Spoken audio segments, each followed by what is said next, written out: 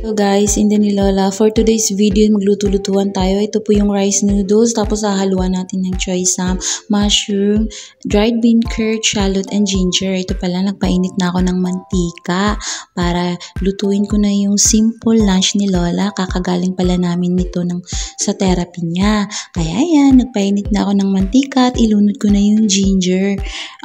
Piprituin ko saglit. Ayan, habang nagpapainit ng mantika, lunod ng ginger, at pagkatapos, sisimulan na natin magluto. Ayan, sinunod ko na yung shallot. Ayan, halo-halo lang konti.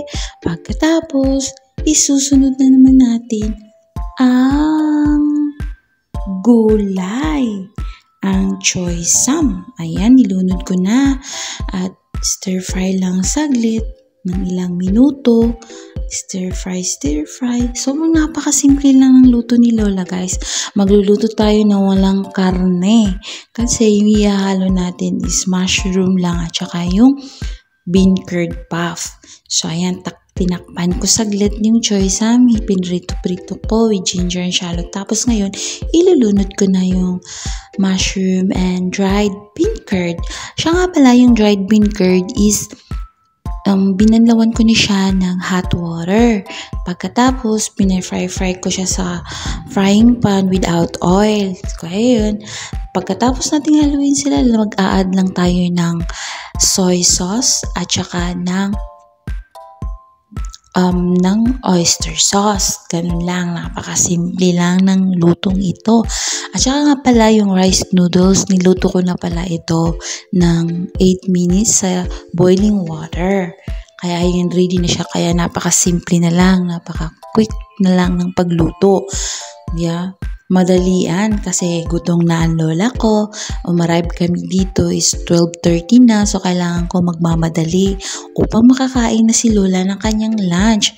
So habang naghihintay si Lola sa akin, habang ako'y nagluto, siya naman ay nanonood ng TV. Kaya ayun guys, halo-halo natin, tinakpan natin. Tapos ito na sa nerve na natin. Ayan, dinish out ko na. Ayan, di ba? Pak, walang karne. Kaya healthy ang Lola. Kaya tara, samahan niyo ako at isi-serve ko na. Dadalhin ko na kay Lola kasi hindi ko na maihatid. May pakita sa inyo kasi nandyan si Lola sa table, nakaupo. At ayun na nga, after kong nilapag yung food niya, nag-request siya ng kanyang tea.